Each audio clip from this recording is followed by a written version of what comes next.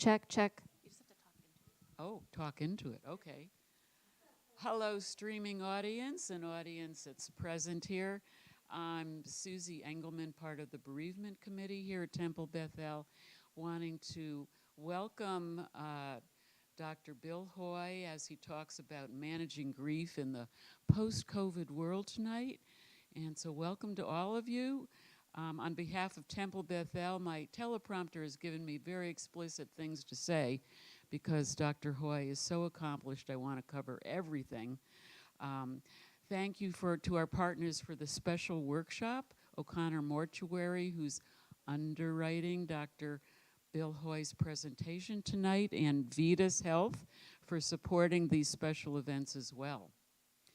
About Dr. Hoy, with over 35 years of care for the dying and bereavement, Dr. Bill is a clinical professor and associate director of medical.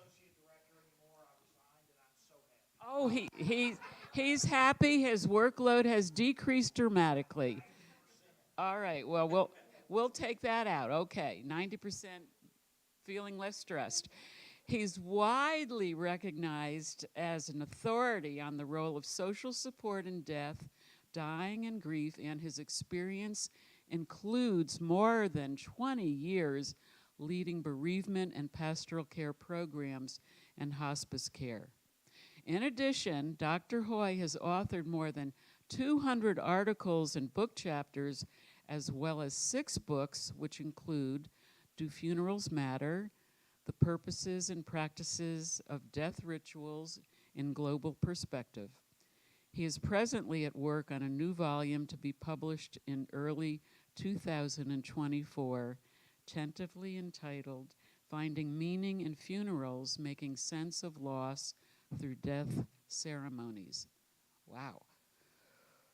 In addition to his role with students at Baylor University, he is a frequent presenter among groups of professional colleagues in healthcare across the United States and Canada. Dr. Hoy is active in the Association for Death Education and Counseling, or ADEC as we call it, on whose board he previously served. He also holds advisory board positions with Our House Grief Support Center in Los Angeles, California, and the Tragedy Assistance Program for Survivors in Washington, D.C. Just a few personal words. I have been following Dr. Hoy around ever since he's come into my world for many, many years here at Temple Bethel, hearing him as often as possible. His sense of humor is incredible, and he is able to flow from being serious academician to sharing personally with a sense of sitting around a hearth. So I'm honored to have you as my friend, colleague, and mentor. Let's give a big welcome to Dr. Hoy.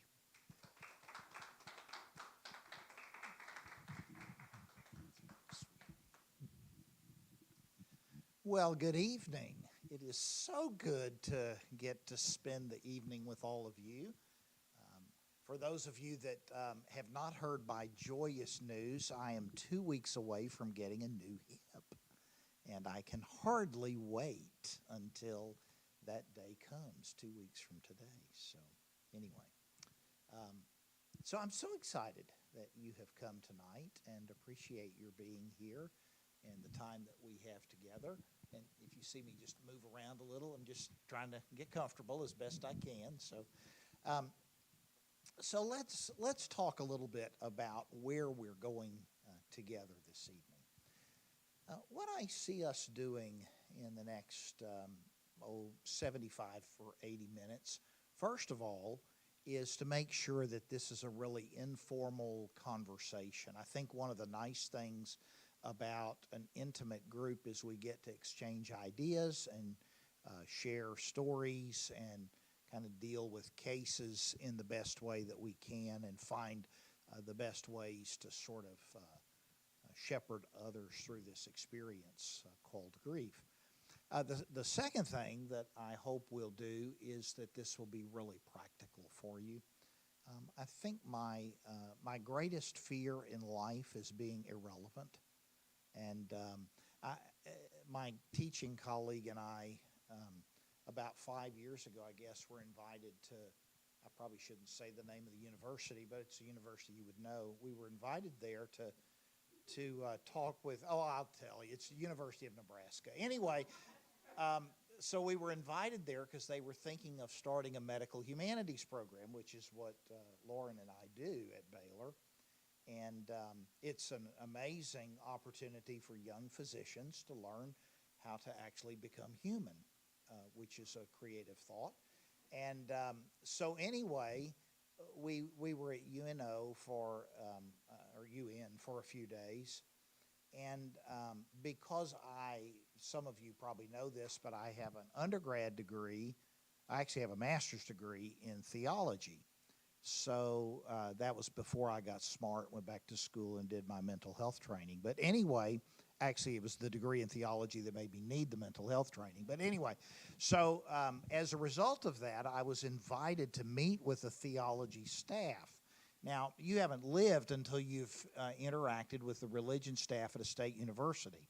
And so, because there's not a lot of religion among them, is what I've discovered, is that they're all pretty well, they've studied it, but it's not a part of who they are. So anyway, so I'm sitting at this table at lunch with, I don't know, there must have been 7 or 8 of them. And I was explaining to them what we do with medical humanities at Baylor, that we were very interested in making sure that that everything is very clinically based. And so we teach with a lot of cases. And I said, as a matter of fact, we have to do a national search. We're an R1 university, so we have to do a national search if we're going to hire a full-time permanent faculty member. But if I'm hiring an adjunct to teach a class or a couple of classes, I can hire anybody I want. And, well, I used to until last week. Now I'm no longer associate director. Now I don't have to do any of that. But I would hire whoever I wanted, and my rule of thumb was if you were not a practicing clinician in healthcare, you had no place in my program, all right? I wanted only practitioners teaching. There are plenty of arts and sciences scholars around in other parts of the university. I wanted bedside clinicians teaching our students. And so anyway, I'm kind of making a big deal out of that we won't have you. And one of the religion professors got kind of, just a little bit sort of attitude, and he said, well, the problem with all that practical application is it dilutes the field. Really?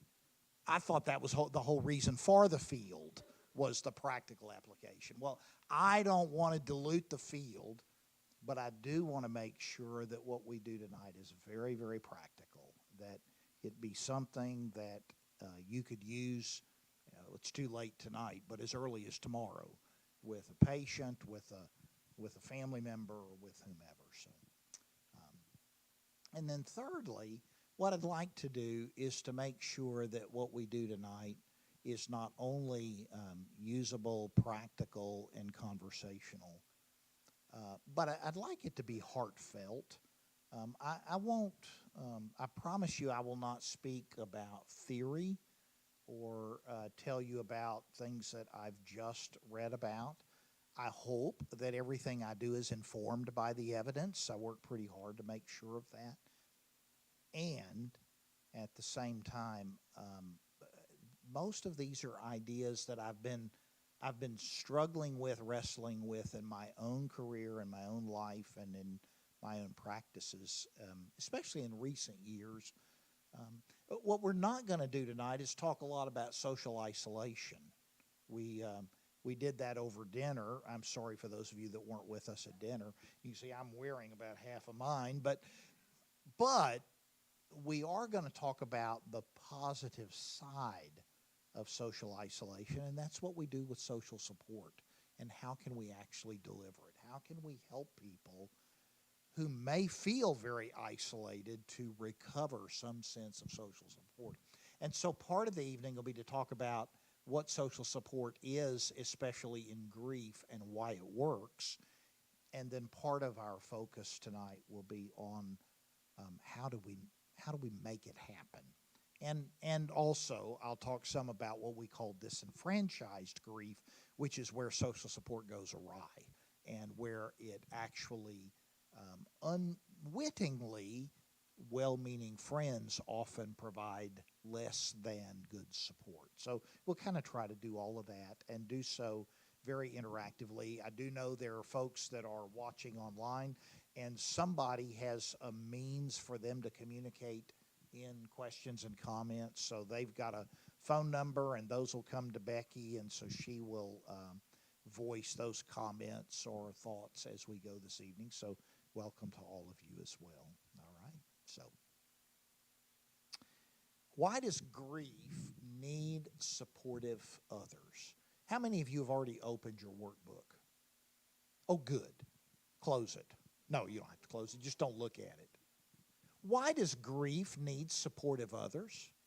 Why do we need, if I'm a person experiencing loss, and by the way, that loss might be a death, but it very well could be some other experience of loss.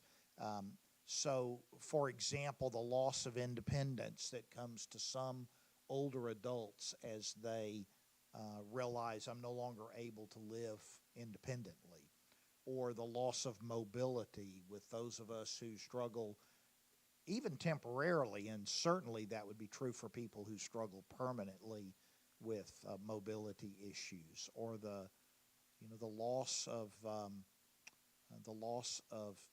a sense of safety that has been so much a part of the pandemic. Why do we need supportive others when we face this diversity of losses? What are some reasons? Yes, ma'am.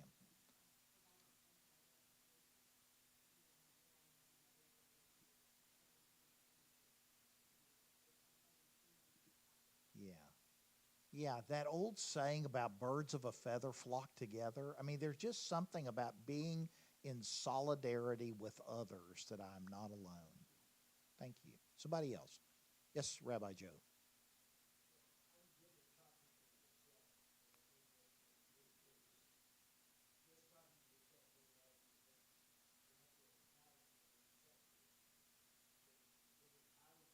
Hmm. Okay. So it provides some outlet, some listening other to whom I can say this is what's going on. And maybe a corollary to that is they can talk me off the edge, or maybe I push them off the edge with me. I don't know, but whichever way it goes. But sometimes folks can provide perspective to us when we're, I can't see right past here, but if you're out there, you might be able to see around on both sides. So, Sheila?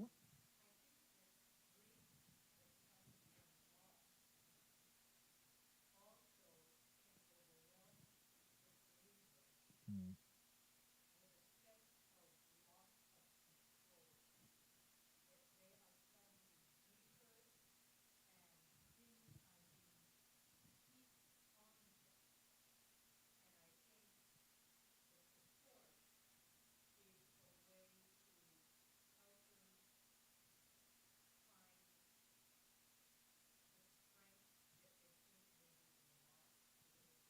Okay.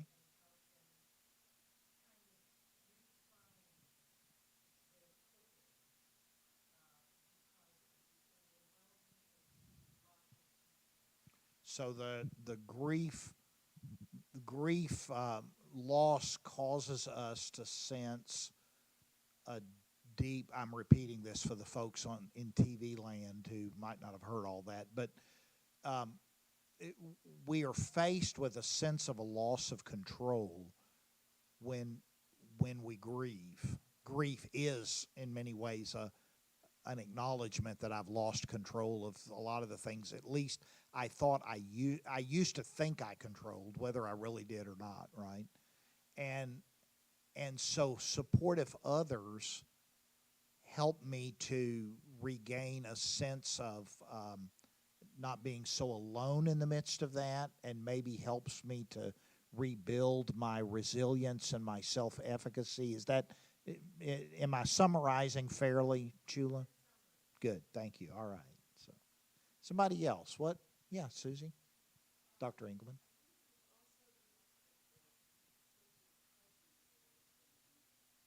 Yeah.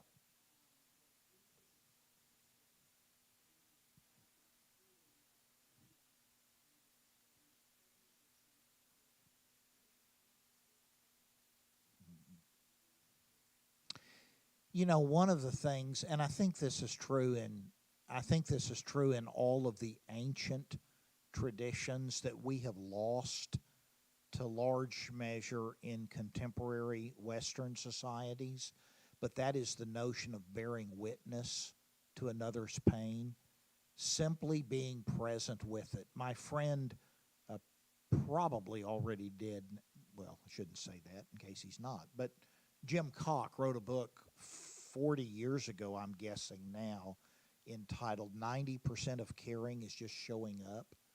And 90% might be a little bit overstatement, but you get the point anyway. It's a lot of what we do is simply be present. One of the things, as you know, I teach young medical students, people who envision themselves as one day as physicians. And one of the real struggles, and maybe Raj, you'll comment on this and agree or disagree, and I'm happy either way, but I think one of the things that young physicians especially really struggle with is this sense of I can't do anything here. Um, and the reality is we are called human beings, not human doings, and yet the being present with and bearing witness to another's pain and simply being quiet in the middle of it and in the presence of it is a real struggle, which is why I'm not specifically speaking of you as an older physician, but you are. And I bet you're a lot better at that. Yeah, he looks around. He's having a birthday tomorrow, but I'm not telling you what birthday it is. And I bet you're a lot better at that today than you were 30 years ago. I'm just guessing.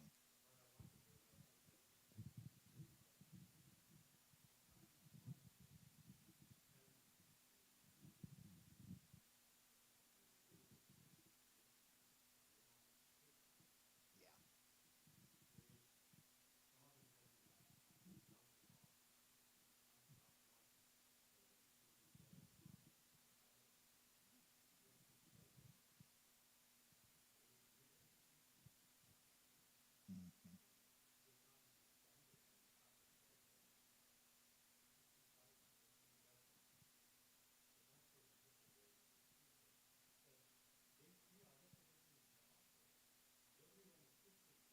Mhm.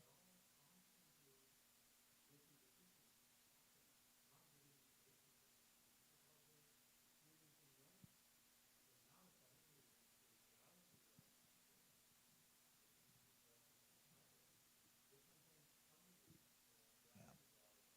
Mm.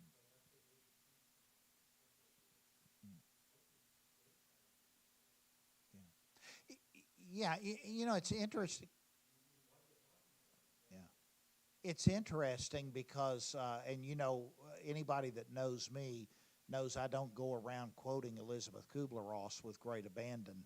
Not a fan of the stages, and yet one of the great gifts that she gave us, besides letting death out of the closet, which I think was probably her principal gift, but in the 1960s when Kubler-Ross was practicing um, in Chicago, one of the things that she observed was the rapid decline in bedside visits that occurred among the healthcare professionals once it was known that a patient was, quote, terminal. And where physicians and nurses and other professionals might be at the bedside X number of minutes in a day when it was not yet known this patient was a hopeless case, as soon as it was known there's nothing more that can be done medically, the amount of time spent at the bedside was X minus to the second power. You know, it was just a huge reduction in the amount of time spent at the bedside, especially by physicians in that case. Sorry to throw you guys under the bus, in reality, and I see the same thing in contemporary healthcare.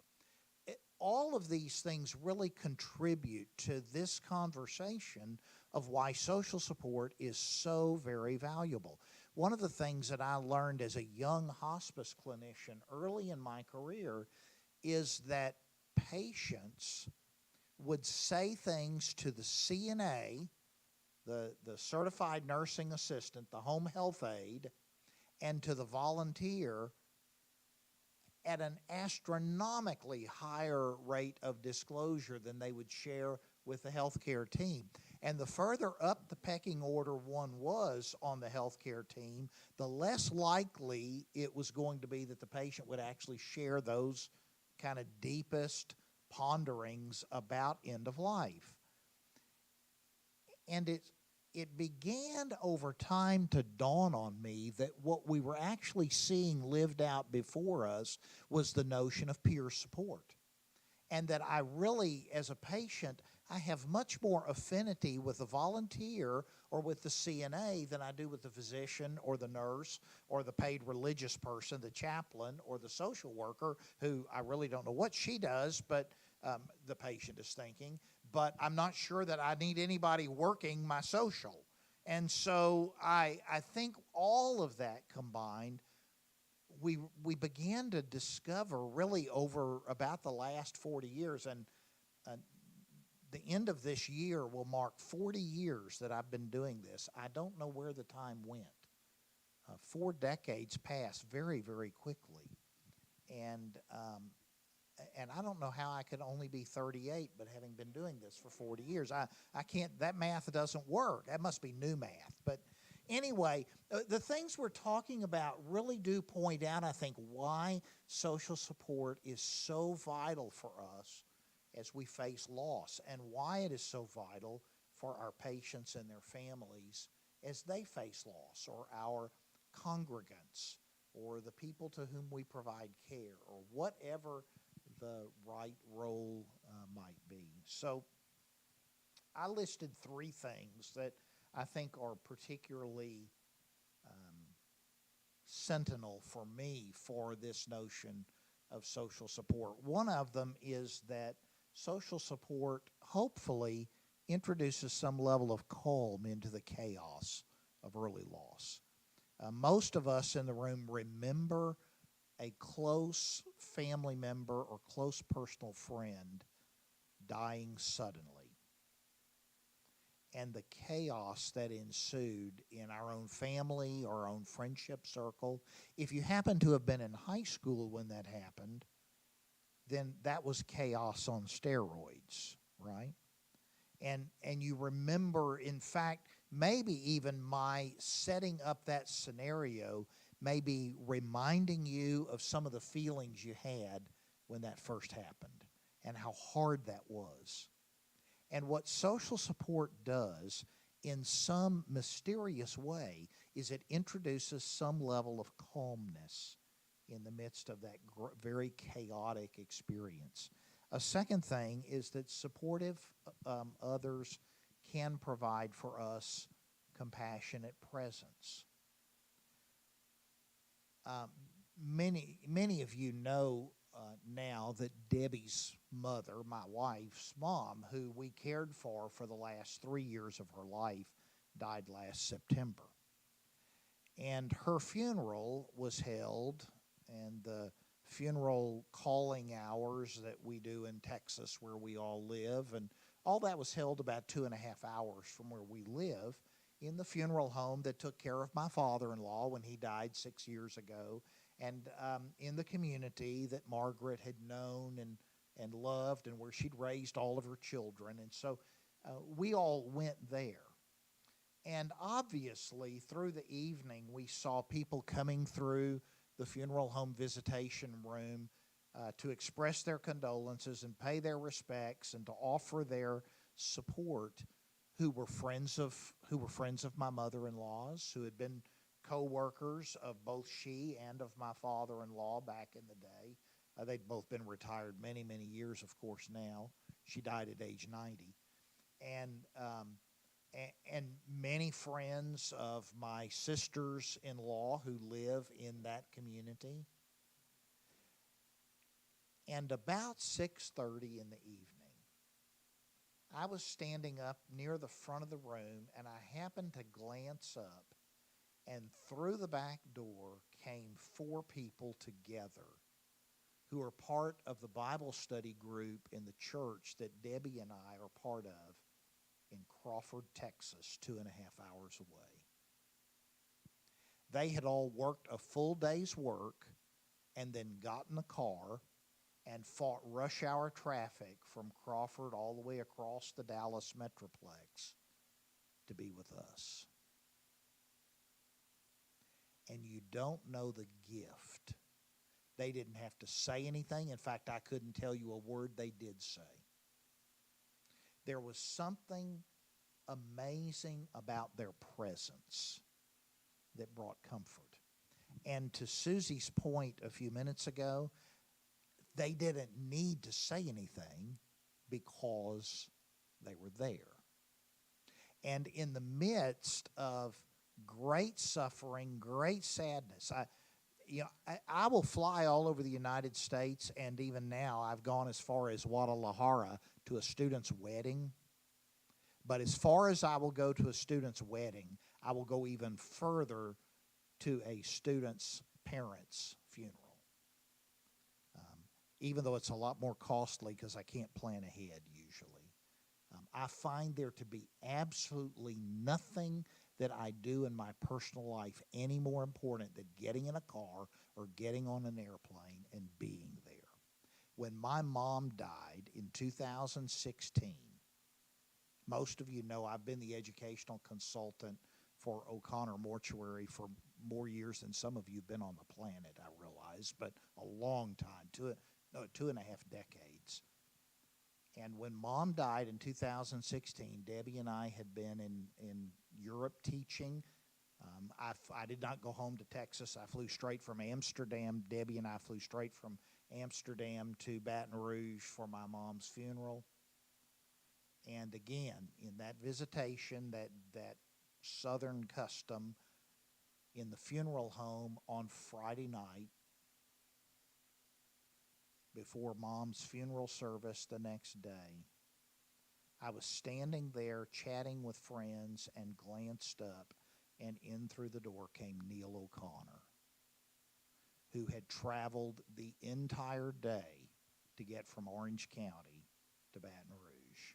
And then, of all things, took an Uber across town. There were only 2 Ubers in Baton Rouge in that time. So in order to be with us, and he spent the whole weekend with us.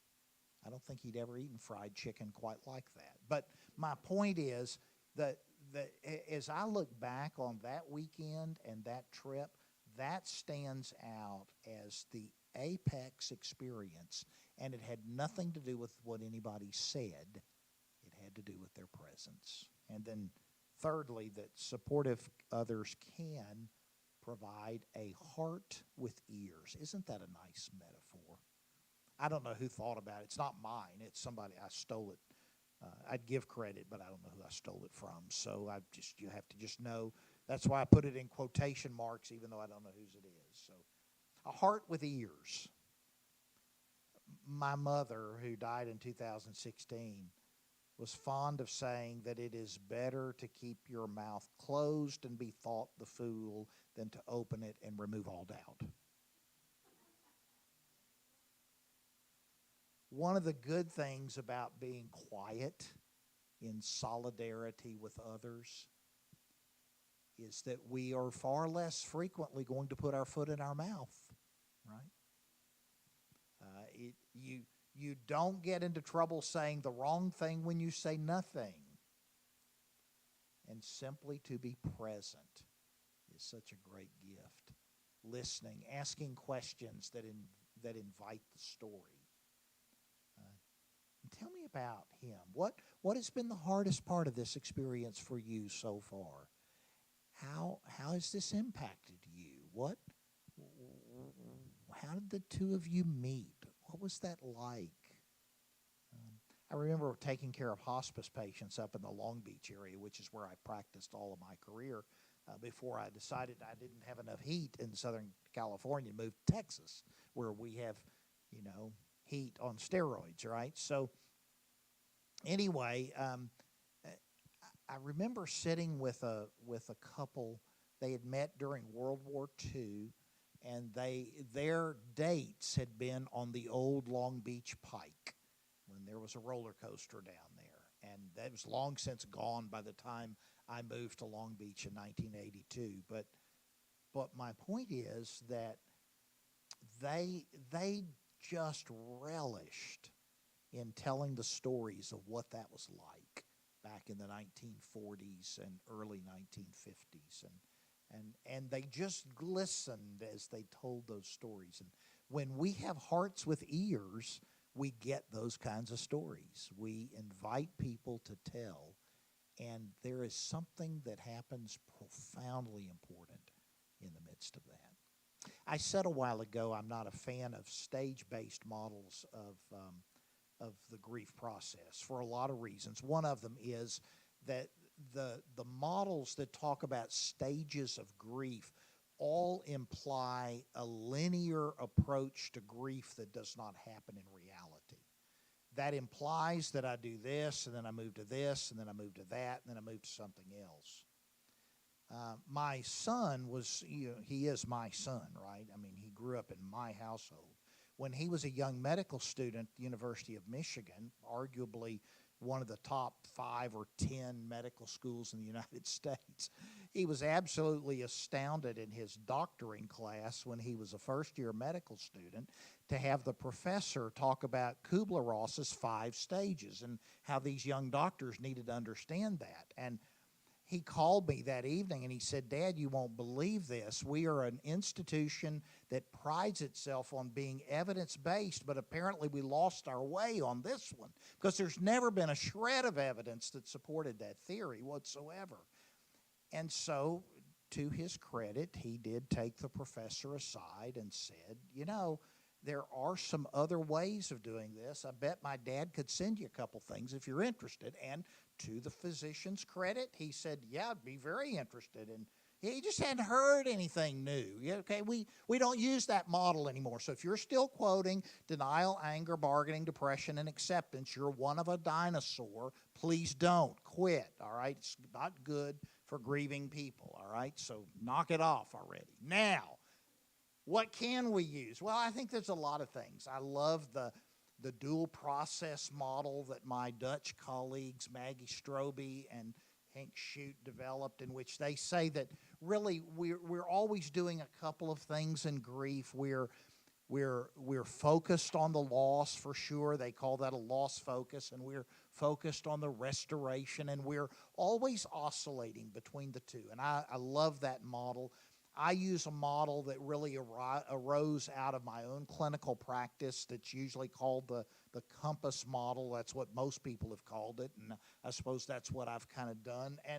And the compass sits at the middle of it, there at the bottom of that page on your outline. And I set the compass there for this reason. The goal of grief is not recovery, it's not getting over it, it's not acceptance. None of those things happen, and by the way, I don't really think closure does either. We talked a little about that at dinner, but closure is probably an overblown concept that doesn't really occur. We don't really close. Imagine if you were a bereaved parent. Would you ever really achieve closure on the death of your child? Probably not.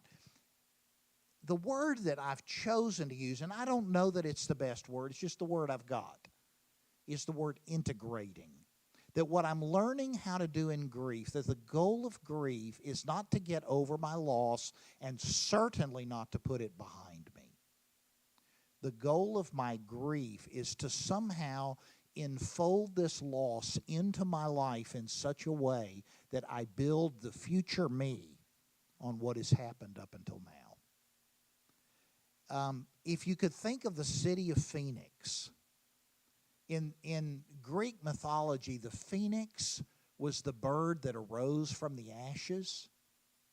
And in many ways, that's what happens for us in grief. We don't get over our loss, we move forward in and with our loss.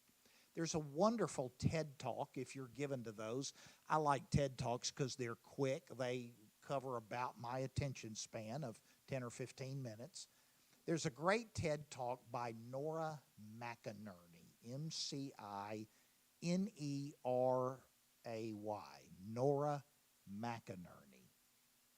And if you just Google or go to YouTube and search Nora McInerny grief, you probably don't even have to spell it correctly, and it will figure it out. And as soon as you see it, you will know you're in the right place because she's wearing these loud yellow shoes standing on that red circle that is so much a part of TED Talks, right? And in that TED Talk, Nora tells the story of the death of her husband, Aaron. And through that, what she says is, among other things, I've found a new love, and his name is Matthew. And the reality is, I'm not over Aaron. It was Aaron's life and his death and the grief that has become a part of my day-to-day existence that made me into the woman Matthew would fall in love with. And that is an astounding way to think about the gift of grief, the post-traumatic growth, the transformation that can be a part of grief when I integrate it, but I integrate it over the rest of my life. It's not like I wake up one day and say, oh yeah, that's no longer an issue. I was saying to a group this afternoon, my dad died on May the 6th, 1993. If you can do that math, that was 30 years ago last weekend.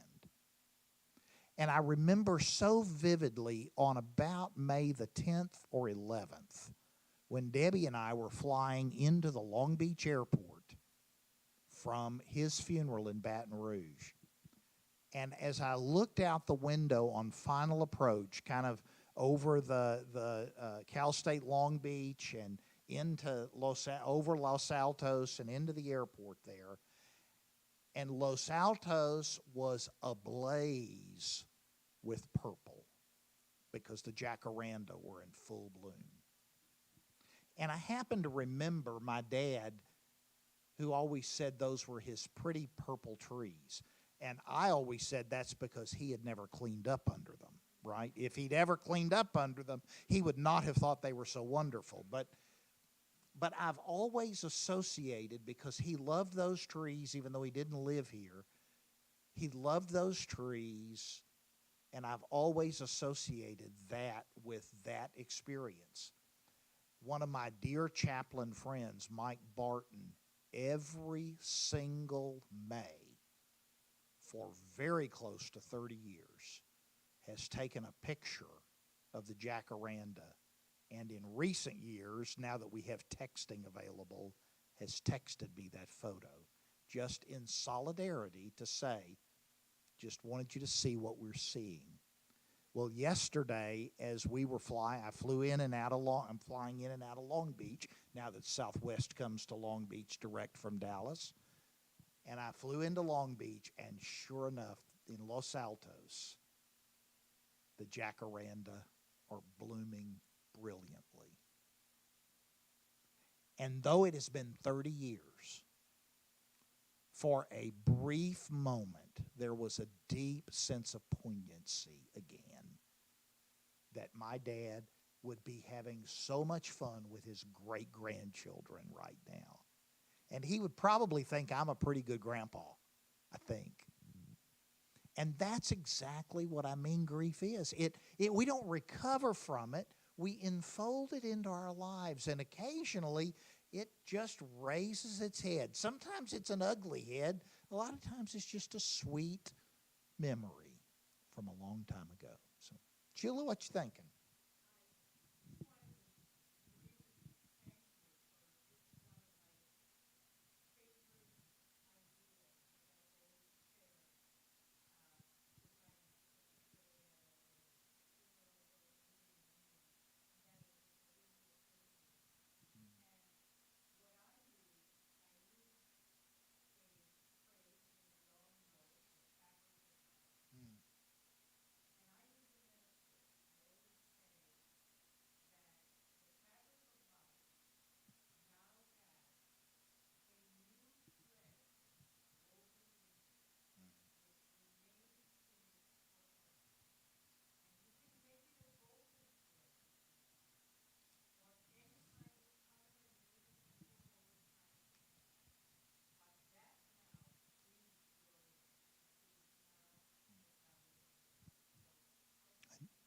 A new thread. Yeah. A new thread woven into the fabric of life. I love that. That's amazing. Thank you, Shula. Yeah. So it seems to me in our quest to describe what people do when we are grieving that we who are helpers are very attracted to the notion that grief would proceed in some kind of sequential, predictable pattern. We like that. Moreover, grieving people like the assurance that that they grieve that way. I'll never forget when I was practicing in Long Beach, I had a woman come to see me. She was a woman of some stature in government. I won't get more specific than that lest I accidentally identify her. But her 21-year-old son had died by suicide, and my memory is it had been between 2 and 3 months. Well, I'm here to tell you that with no exception that I can recall, bereaved mothers at 2 to 3 months post-death of their child have not yet figured which way is up, let alone much else. And she came into my consultation room at the clinic where I was working, and she plopped down in the chair, and she said, I just need a little bit of help going the last mile of the way. And I said, I don't think I said, excuse me, but that on the inside I was thinking, what? And she said, I know there's denial. I've done that. There's anger. I've been so pissed off at him. There is bargaining. I've tried to make a bargain with God. I am now depressed. I just need to know what I can do to get the last step done.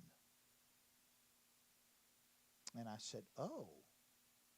And she said, and I know since it's been about, I think she told me it had been 10 weeks. It's been about 10 weeks, and I've got the first 4 done, so I figure I've got 2 or 3 weeks to get this finished. That is exactly the problem with those kind of linear models, is they actually lead us to believe this is an easily done kind of thing. And in fact, the way I see grief is what my patients have taught me over now about 40 years. And I've continued to tweak this for about the last 25 or 30. But what my patients have taught me is that really grief is an organic, natural process. Most of us do not need anybody to tell us, do this, and then do that, and then do this other thing. We do these things very, very naturally as breathing. We tell stories. I call that remembering. Most of those stories have to do with the character qualities that people kind of know. And you know, when we were standing around my nephew's casket telling stories 2.5 years ago when he died after almost his entire life living with Duchenne muscular dystrophy.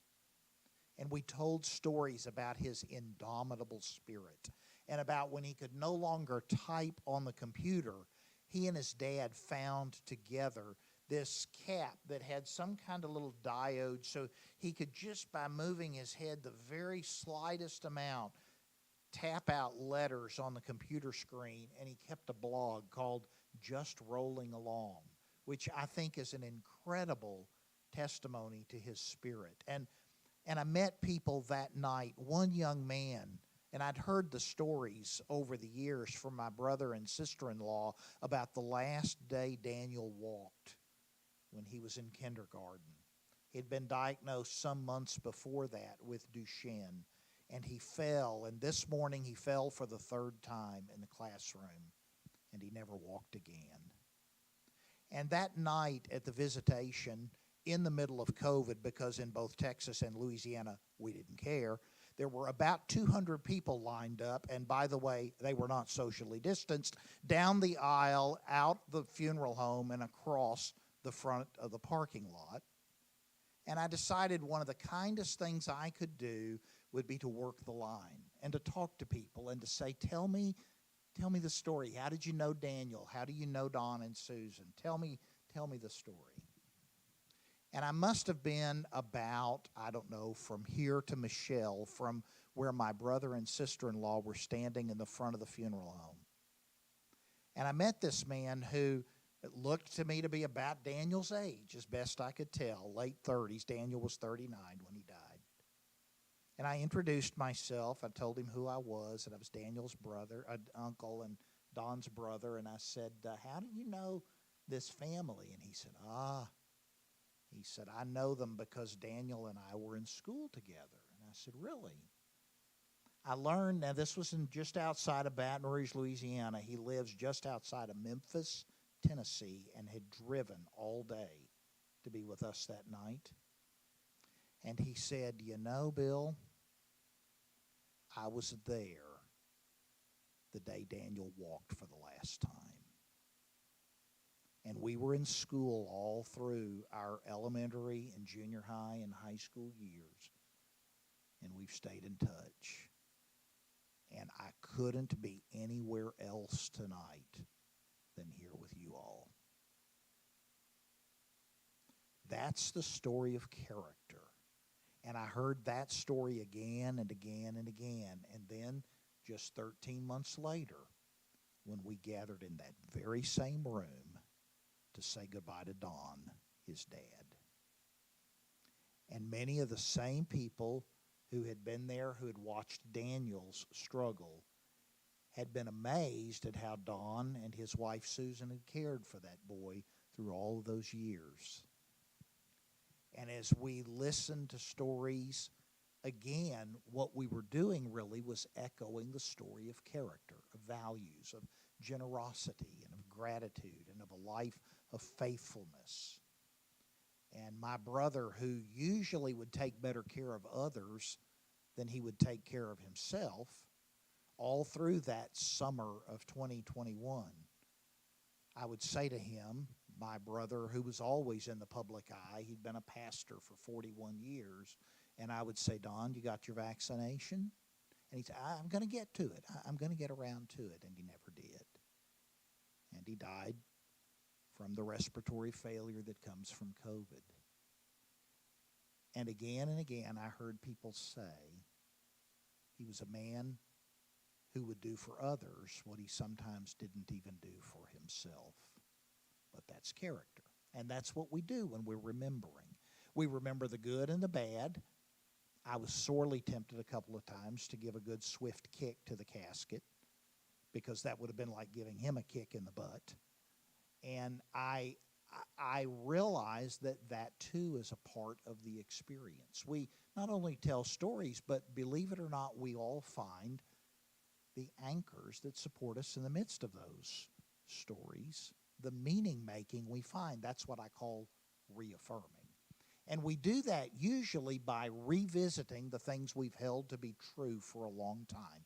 That may be the ultimate value of life. It may be our spiritual center. It may be our relationship with the divine. It may be any number of things, our faith, our belief in family. It could be a lot of things, but they're the things that give us meaning in the midst of the loss.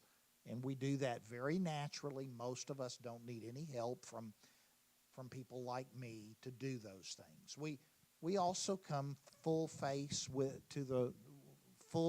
fully in face with the reality of this experience of loss. I call that realizing. Some of you have been with me in the past when I've played the game of, we live in a culture that has a whole set of euphemisms for what we say so we don't have to use the D word. Like, what do we do? What do we say? He passed. And I'm a college professor. That has an entirely different meaning to me.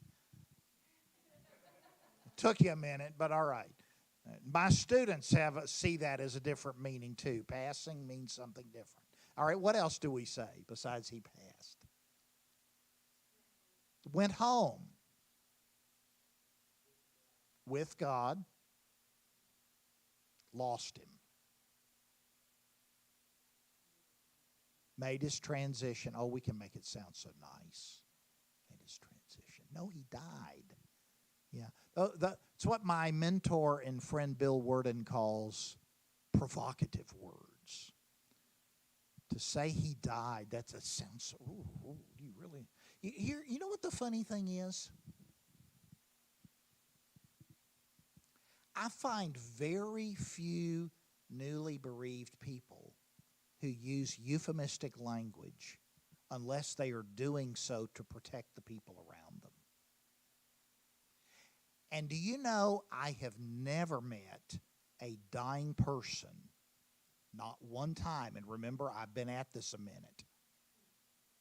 I've never yet met a dying person who said, I'm about to pass. Not one time. I couldn't begin to catalog for you the number of times patients have said, I'm dying.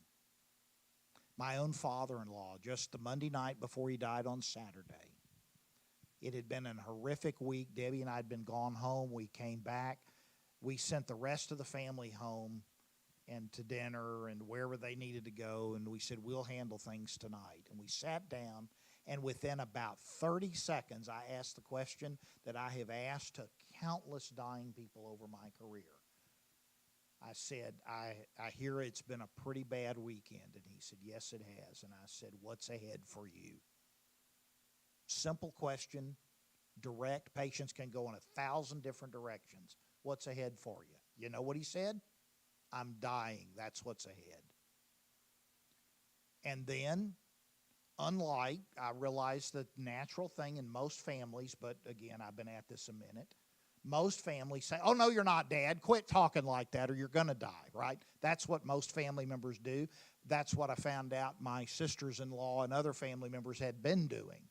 You got to keep fighting. They had resuscitated him, cardioverted him 3 times, and it was lasting fewer and fewer minutes each time.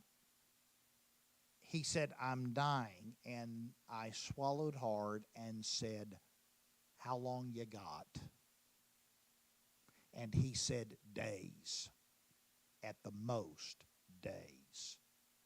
And I said, what do you want to do? And he said, I would like for you to help the rest of the family understand that nothing I do is going to change this. And so I sort of made it my mission. And he lived until Saturday at 2 o'clock in the afternoon. And what I'm really trying to say, folks, is that kind of realization, that's not rocket science. That's just having a heart with ears that says, tell me your story, tell me what's happening, tell me what you're struggling with. What do you see as the road ahead? And listening when folks tell us. And then the last of those things that I think we do in grief is we say goodbye. I call it releasing. But the reality is we do that for the rest of our lives, just like, by the way, we do all the rest of these for the rest of our lives. It was probably 20 years after my dad's death. It was it was maybe 20, almost 25 years, 23 years. I don't know, something like that. I'm sitting with the faculty, bedecked in all of our regalia for commencement. My son is graduating. And I glanced up in the stands, and I realized of 4 grandparents, only one was left. And for a moment, I thought, wow, Mom and Dad and Debbie's dad, they would be so proud of Greg right now. They would be so excited to see this. And grief was born anew. I didn't fall into a weeping heap right there in the middle of graduation, but I was very deeply aware that the family circle is not complete and that someone is missing, and 3 someones in this case. And that's what grief is, and we say goodbye again. But what those things do, and no therapist had to tell me that. I didn't have to read that, and neither do you. We all do these things very, very naturally and intuitively without anybody telling us we need to. We just do them. And do you know what usually gets in the way? Our friends. That's what usually gets in the way. That leads me to the second page of the outline. You're thinking, how is he getting through all this in one night? Well, here you go. Sometimes those hearts with ears work really hard to tell us to knock it off already. And what I find, well, actually, I don't find this. My friend Ken Doka found this. And wrote about it he coined the term disenfranchised grief. And if you think about it, what we're talking about here is the loss that is sort of shuttled away, and we are told in one way or another that loss is not legitimate.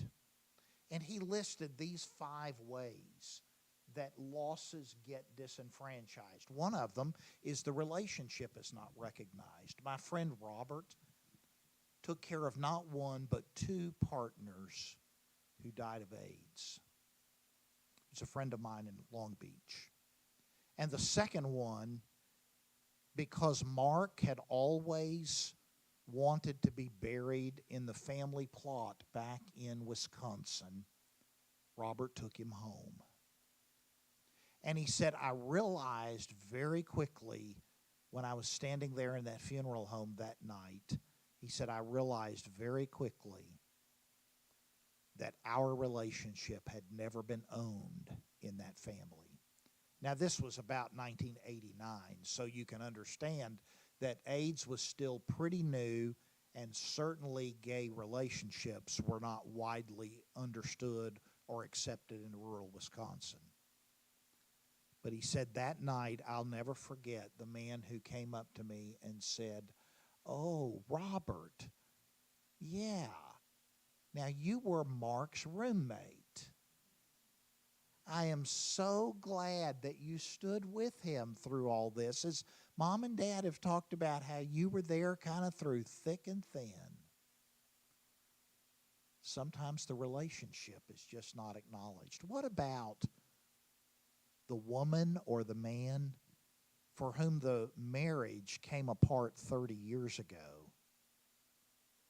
But that person who just died is still the co-parent of our children. And there is a part of me who, even though I realized a long time ago we couldn't live together, I still deeply love this person, and my loss is real. But the relationship is not acknowledged. In fact, some well-meaning friend might even say, well, I guess you're glad he's finally gone. The relationship is not recognized, and we disenfranchise the grief. Another is when we don't recognize the loss.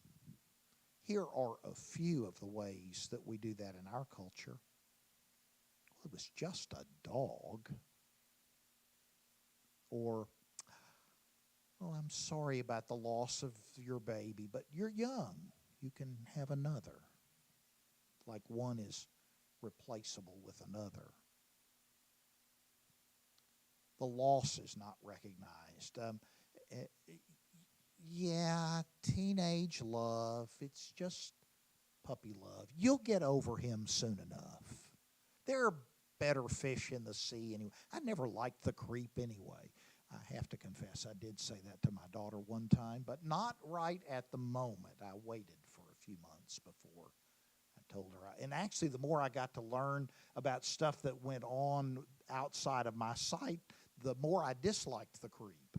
And so, and we do have a creep fest now and then with Carolyn's husband, and you know, I thank Matthew on a regular basis for saving her from Garrison's clutches so long ago. So sometimes the griever is not recognized. So once again, that could be the relationship of the partner, the relationship that somehow you're not really important. The number 1 places, the number 1 and 2 places where number 1, 2, and 3 places where I see this happen are with children. Oh, he's too young to understand. With adults with cognitive disorders, especially Alzheimer's and dementia, we're not going to tell her that her husband died because she won't understand. and with developmentally disabled adults. Especially, I see this with adults with Down syndrome and other cognitive impairments such as that. So the griever is not recognized. We won't acknowledge that this person is really an important part of the grieving circle. What are called disenfranchised deaths. Can you make sense of what that might mean? What would a disenfranchised death in our culture be? Rabbi? Absolutely, yes. Yeah, people said that to us after Margaret died. Oh, I'm so glad you had 90 good years. Well, 75 anyway, right? Yeah. Somebody else. Yeah, they're no longer in pain. We minimize the loss by suggesting there's a silver cloud. What's that? A silver lining in the dark cloud, right? Yeah. Okay? Suicide, clearly, yeah. Yep. Yeah. We don't even know what language to use, right? Yeah. School districts struggle with this immensely. I was in Toledo, Ohio last week, and I was talking with a group of school counselors about this very thing and dealing with principals who don't want, if the quarterback is killed in a car wreck, we will make a big to-do over that, but boy, you let that quarterback die by suicide, and we're afraid there's going to be a contagion effect and everybody's going to kill themselves. By the way, there's no evidence that happens, but it doesn't change school principals' minds, I've discovered, about that particular thing. Yeah. Drug overdose, another one, yeah. Uh-huh. Yeah, yeah, absolutely. Absolutely. Yeah, yeah, absolutely. Let me tell you a story, and I'm going to ask you not to repeat it beyond here, but I think it's a story that I'll be a little bit careful to disguise details, though you might figure it out. But there have been so many now mass shootings. But one of the early ones of those, a friend of mine was the funeral director who took care of most of the victims, including the shooter. And the parents of the young man who committed that heinous act did not want to go into the funeral home to make arrangements. And so my colleague actually went to their home and visited with them there. And I will never forget him saying this to a group of us in a professional conference one time. He said, as I talked to those parents, and I said, tell me a little bit about how you envision, called the boy's name, how we would do a funeral for him. What's your idea? And he said, with deep sadness in her eyes, the mother looked across the table at me, both inquisitively and sadly, and said, "Oh, Mr. Horan, we don't deserve a funeral for him, not after what he did." And my friend John, and knowing his heart, I've no doubt this is what happened, said he reached across the table and took that mother's hands in his and said, "Mrs.," and called her name, "if anyone needs to acknowledge what happened and to grieve your son's death, you, your church, your community, your friends, and maybe our whole world need to do that." And it wasn't a big public affair. It was private. It was invitation only. And it was only the closest friends and companions of that mom and dad. But my friend John said something incredible happened that day to bring healing. And I think it all happened because because somebody had the courage to say, we're not going to disenfranchise your loss because of the actions that may have been done by your son. And I think that is a stroke of incredible bravery, and you and I will be forced into making just those kinds of calls all through our caregiving lives. And then finally, the ways and styles that people grieve. It was Ken Doka who coined the term disenfranchised grief, so it is appropriate that Ken Doka and his colleague Terry Martin created the notion about 15 years later, in which they said, actually, you know, we have always privileged people who grieve emotionally. We say people who cry a lot, at least for a while, not too long, they're doing it right. And you got to feel it to heal it. And you got to get those emotions out. And you got to really cry buckets. And in fact, the corollary to that is that many people in our culture get very edgy when people aren't crying. At the same seminar in Toledo I was telling you about last week, somebody from the group raised a question and said, you know, I'm trying to help my sister. My sister just won't deal with the fact that our parents died. And I said, well, what do you mean? Since she brought it up publicly in front of 80 people, I'm going to raise it. And I said, what do you mean she won't deal? Well, she just won't show any emotion. She doesn't cry. And I know she's just bottling it up. And the more she talked, the louder I thought, I think I see somebody bottling it up. And it's not your sister. But anyway, what she was really pointing out was that we have different styles of grieving. And I have learned, I don't think this was directly Ken and Terry's work, but I've applied it this way. I have discovered that the profession that you chose is a better predictor of how you will grieve than almost anything else about your personality. If you chose to be a mathematician or an engineer, that says something about the way you do life, or a physician, or a nurse,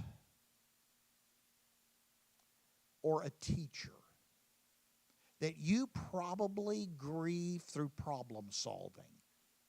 Doka and Martin called that instrumental grief. And that if you are an actor, a thespian, a musician, a painter, a conversationalist, a journalism major, a communication artist, a public relations writer, in all probability, you grieve very what Doka and Martin called intuitively. You wear your feelings on your sleeve. You've mastered, a salesman, you've mastered the art of using emotion because it's woven into the fabric of who you are. And in all probability, how you live and how you manage your life is a pretty good predictor of how you will manage grief as well, whether you're instrumental or intuitive. I am quite instrumental. Most counselors that I know are pretty intuitive. They're very tuned into people. I think it's not an accident that it drives me nuts to deal with really hurting people 30 or 40 hours a week. I've never been able to practice full time. That's probably why I teach, you know, because those who can do, those who can't teach, right? And so I leave to Susie and folks like her to deal with hurting person hour after hour after hour. And I'll take care of patients a few hours a week, and then I would like to teach principles for how to do that because I tend to be relatively institutional. I tend to be, that too. I tend to be pretty instrumental in the way I approach life. And it takes all of us. But there is great danger in me saying, because you're not grieving like I grieve, you're not doing it right. And that disenfranchises the loss. When I was taking care of grieving kids up in Long Beach all those years, I could about bet when a mom or a dad called our office seeking help for his or her grieving child, I could almost without exception point to the fact that the real issue, especially if they said, well, one of my kids is doing a really good job with this grief and one is not, I could almost always bet on the fact that the one who is doing the good job of grieving is the one who's grieving like mom or dad. And the one who's not is the one who's very different from the parent who's calling in. That's disenfranchising. If I begin to say to my son, you're not grieving right because you're not grieving like me. We saw it, though, when Pirate was killed. Pirate was our ranch dog. Carolyn and I were over at Baylor. She was taking her SCT. This is 12 or 13 years ago. She's been out of high school and college now a long time, been married 10 years almost. And so anyway, that's years ago. But anyway, Pirate was killed by a speeding motorist out on the country road in front of our house. And Debbie and Greg brought the dog's body back up to the pet cemetery where the horse is buried and where the other animals are all buried, and got ready. And Carolyn and I got home, and they told us the news that Pirate had been killed. And we walked out, and we saw his lifeless body laying there. And then Greg and Debbie and I, all instrumental grievers, what did we do? We took shovel in hand, and we began to do the job of undertaking. We began digging the hole. And meanwhile, my very intuitive grieving daughter, not just because she is a teenager, but because she is intuitive in the way she grieves, and she still does. After miscarriage, after all the other losses of her life, she is as intuitive a griever as she ever was. And my grieving daughter is standing over while the other three of us are breaking a sweat in the Texas May heat, digging a hole to bury the dog, phone in hand, texting like crazy. And her very instrumental physician now, brother, says, Carolyn, put your phone down and get over here and help us dig. Because he is grieving instrumentally, right? He is a scientist. Of course he grieves instrumentally. And she is an affiliative intuitive. And she needs more than anything else to reach out to her friends for comfort and encouragement to say, this is the worst thing that has ever possibly happened to me. And if ever there was a study in contrast, and by the way, anybody that says all children are alike, they both came from our loins, but they did not deal with grief or life alike, because that's what it means to grieve in different ways or styles.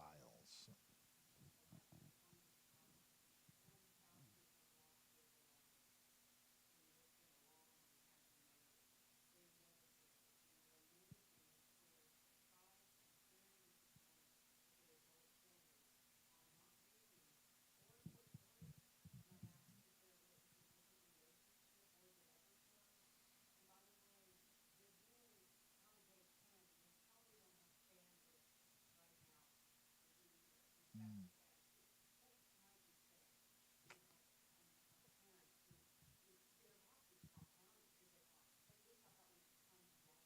Yeah.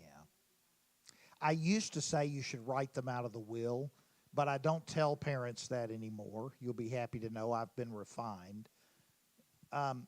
No, seriously, what I usually say to parents who tell me that is, you know what? They're probably doing what they can do. Instead of that, how about if I help you find a group of other widowed people who will probably understand your story better than they do anyway? It's true they've lost a parent, but they've not lost their mate. And you know, I mean, I think we did the very best we could to take care of Margaret after Billy died 6 years ago. But there's no way that I could understand. They've been married 67 years. You know, I mean, they were frickin' frack. I mean, we talked about how my mother-in-law couldn't even decide what loaf of bread to buy without consulting him. I mean, they were, and by the way, he couldn't decide which pants to wear without consulting her. So it went both ways, right? And I mean, truthfully, they were, you know, when was it Salvador Minuchin talk about enmeshed families? Was that his theory? Well, anyway, whoever it was, you didn't find anybody any more enmeshed than the two of them were. I mean, they couldn't. I mean, if one spoke, it was just as good as they both spoke because they never said anything different from one another. If they ever had a different opinion, they must have worked it out on their own because we never saw it. And I don't think that we as the kids and the kids in law could possibly get that. The longest any one of us, any couple of us had been married was my wife's younger sister who just got married long before we did, and they'd been married about 35 years at that time. And so, you know, that's half of the time Bill and Margaret had been married. And we had not seen the kinds of, and by the way, we are the only couple of the offspring who actually had babies die. They had two, and we did as well. And so that's, you know, but we didn't have any clue what they were dealing with. And most of the kids had teenage or young adult children that we were trying to parent, and that was taking up an awful lot of the, using your word, bandwidth that we had. And that doesn't excuse anything. It simply says it's a different relationship. Now, the other side to that is that adult children grieve maybe differently than parents, but not necessarily less than. Because remember, an adult child doesn't have a history without this parent. The parent's always been there. I mean, maybe not always emotionally, but there's never been a moment. When my mom died, what was I? I was 50, late 50s. There'd never been a time in my life that my mom had not been around, right? So I didn't know a pre-history. Same thing when my brother died, because he was 3 years older than me. I'd never known an existence that Don was not in. And so that doesn't make it a worse grief than Susan, his wife, and Stephanie and Stephen, their children were grieving. It just makes it a different grief. So part of my work is to help people understand that we grieve in different ways. And grief's not on a pecking order. You know, you're not a 10 and he's an 8 and she's a 4. You know, it rather is we grieve the relationship we had. Sometimes we grieve the relationship we wish we'd had. That's a whole different matter altogether. Here's 4 things you can do. I hope all this has been practical, but here are 4 just to kind of tie it up quickly, and then I'll probably leave you about a minute and a half to ask questions or talk. The first one is lean into the story. Okay, you ready? Watch me. Notice the difference in my body language between this and this. Do you feel the difference when we lean into the story, when we move up on the edge of the chair, not just because you have a bad hip and it's really hurting right now, but because you really want to hear more, right? Yeah. Lean into the story, to lean forward to say, tell me more. I think I probably learned this from Bill Worden, but when you don't know what else to say as a counselor, that's always a good, safe bet is, tell me more. Listen and inquire. A deep, abiding curiosity. Now, curiosity is different than voyeurism. Curiosity is, I want you to tell me your story so that I can understand your heart and so that you are helped in the telling. Voyeurism is, I want you to tell me your story because I want to know all the dirty details, and I'm meeting a need in myself to know all the dirt and maybe to make some comparisons. I've known a few people, friends like this. They want you to tell them the story, tell you their story so they can tell you how much better their kids are than yours. I was on the airplane with a woman like that yesterday. She lives in Laguna Hills, so some of you might know her. Some of you might be her. No, no. You know, from the time we left Dallas until somewhere over Amarillo when I feigned sleep, no matter what the person on the other side of her, she was in the middle seat. That's always the worst. She was in the middle seat. It didn't matter what the person on the other side or I said, she one-upped. Have you ever met people like that? All right. Well, every time she asked a question about the fourth or fifth question, I began to realize she's asking me about my kids. She said, "Do you have children?" And I said, "Yes, I have two." "Oh, so do I. You know, my daughter just graduated from SMU." Okay, I might just have disclosed who this woman is. I hope she's not a friend of yours. Anyway, she went on and on about she'd been to graduation in Dallas this weekend, and her daughter had a 4.0 GPA, and you know, and she went on to extol, and you know, it took everything in my power. I mean, I was biting my tongue to say a 4.0 in the business school at SMU, please. But I didn't. I did that with you, but I didn't do that with her, all right? And say, please, oh, come on, you know. Well, what I'm saying is that people who listen with deep curiosity because they want to truly get to know you, you know that difference, right? It's like the difference of when you meet somebody going into Pavilions or wherever you shop, Whole Foods or Whole Paycheck, as my son calls it. When you're going into the grocery store and you meet a person who you don't know and you've never met before, and they acknowledge you and you say, "Oh, how are you?" But you don't really want to know, right? You don't really want to know how that person is. You don't care. You're just being nice. Versus the person who says, no, really, how are you? How's it been for you since your mom died in the middle of COVID? And you had to walk through that or wrestle with that. What's that been like for you? That's what I mean, is listening, curiously inquiring. Look for practical acts of service.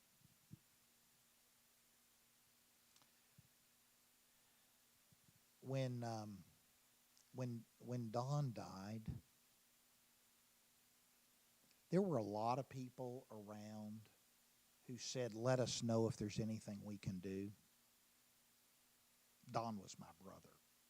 And he pastored small, rural, and semi-urban churches for all the 41 years of his ministry.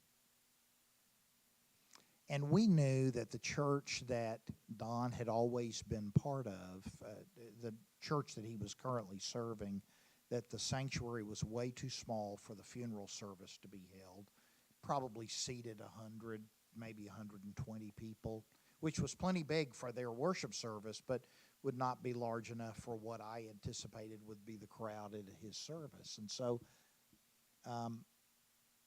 that morning, the denominational executive came by the house, and he said, I won't say what, I won't say, "Let me know if there's anything you can do." He said, "I will say, is there something you've already thought about that I can do to help?" And I said, "Yes, there is. I need you to find us a church."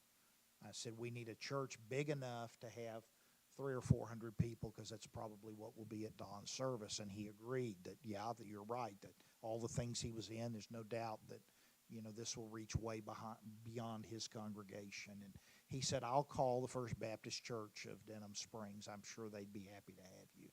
He was not even yet out of the house, and my cell phone rang, and it was the communications director from the First Baptist Church.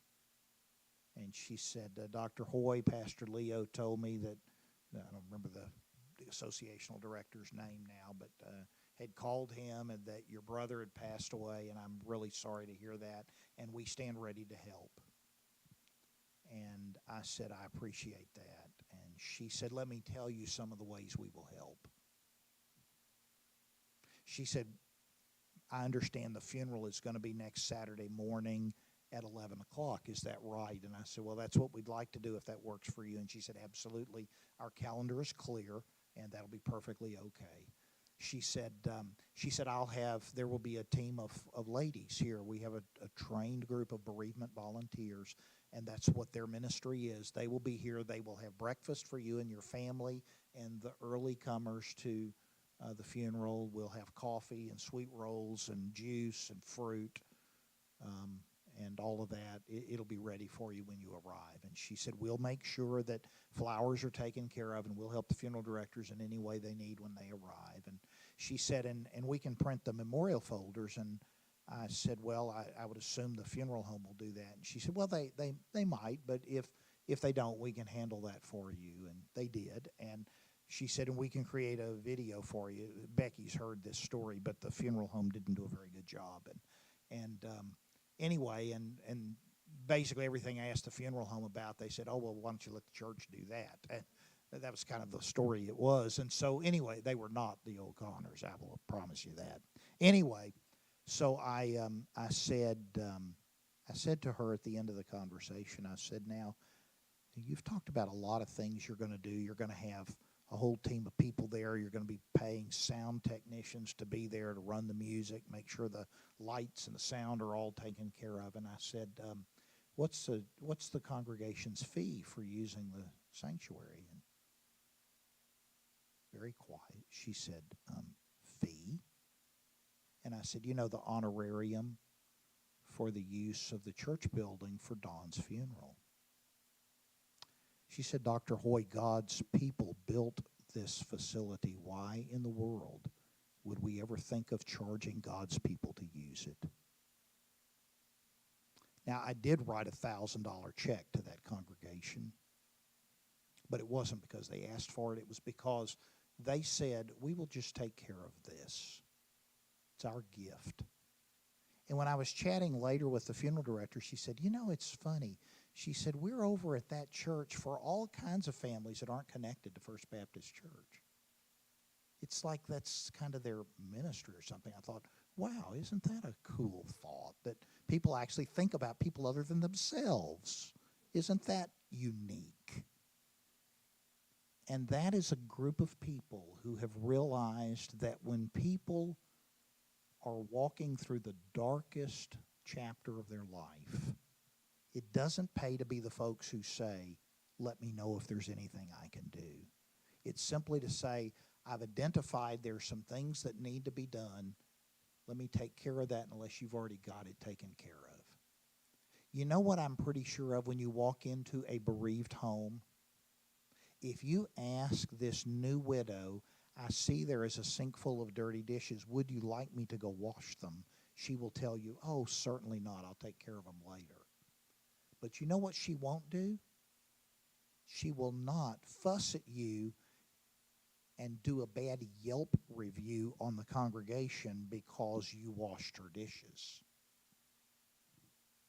Or doing the laundry. One of the greatest gifts that we received when Margaret died was someone whisked in and took care of the laundry. They just did it. They didn't ask. They didn't ask permission. They just did it. And when we came home from the funeral home, the towels had all been washed, dried, and folded and set on the dining room table because they knew we'd never find them if they tried to put them away. But that was good enough, right? Yeah, just look for practical things. And then finally is look for other resources and get ready to list them and offer them and tell people about counselors and others that are around. Well, that's pretty good timing, huh? Thank you, Susie. Thank you. This was very relevant and just like a casual night of storytelling. And now, to use Shula and your metaphors, it's up for us to unfold this very relevant information into our understanding of grief as we go forward. Thank you so much.